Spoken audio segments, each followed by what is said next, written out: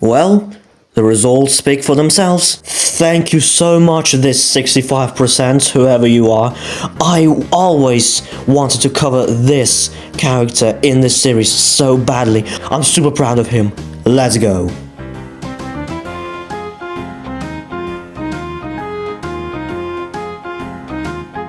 As it comes to bases for the Red Engine, people turn on their imagination to fullest. He has been depicted as all kinds of engines. Furness Railway 115 class, the LBSC K class, even the Raven A2. But the basis that stuck the most to the Red Engine is the LNER B4. Though seems like a nice option, I have 3 problems with that basis for the Red Engine. First, it's too overused and I want to stand out. Second, I personally don't think the B4 suits the Red Engine because B4 is actually a goods engine. And third, and the biggest problem actually, that's Henry's basis in 71K. My original idea was a Highland Railway Clan goods class, but I ultimately decided to turn this class of engine into my OC. And after days of searching for the suitable class of engine, I finally found this goddess.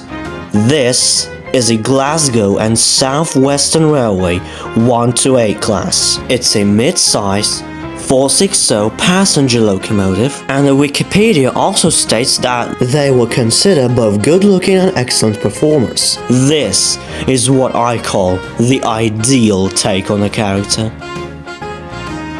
The Red Engine was built in 1911 by North British Locomotive Company for the Glasgow and South Western Railway. The Red Engine is number 129. He's the second and last of the class built. In 1923, when a new formed North Western Railway was going through a locomotive crisis, many engines came on loan to the railway. One of these engines was 129. 129 was not shy by any means. He never fails to make it known how much of an important engine he is. But deep inside, he means well. He only pretends to be spiteful and rude only in front of the bigger engines such as 9462 and Gordon. But secretly, he's actually kind to smaller and older engines. 129 was a very impressionable engine. He really does care about his reputation. He's absolutely horrified of the idea of being disrespected. And everything was going well for that matter, and then the branch of an apple tree ruined his life. And then he took all the coal that's left for one of his passenger runs when the railway was running low on coal, thinking that no one would find out who that was.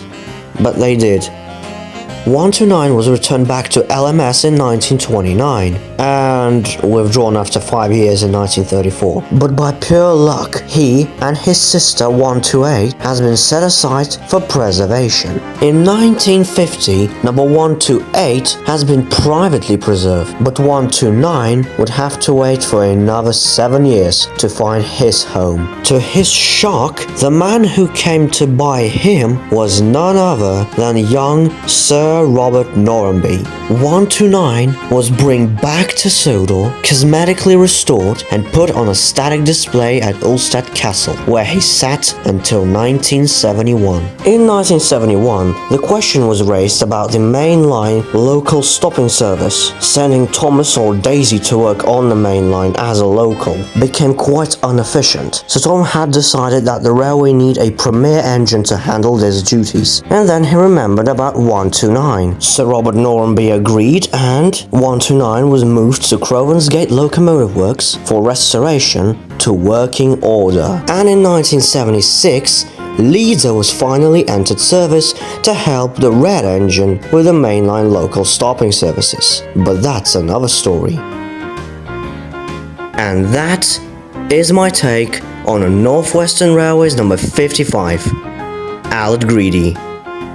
Like I'm going to call him any other name in your dreams. Also, has anyone found his number pretty ironic, like 5 and 5? You get it? No? Ah, screw you. I hope you like my take on the Red Engine. What do you think about it? And share your take on him in the comments. Goodbye.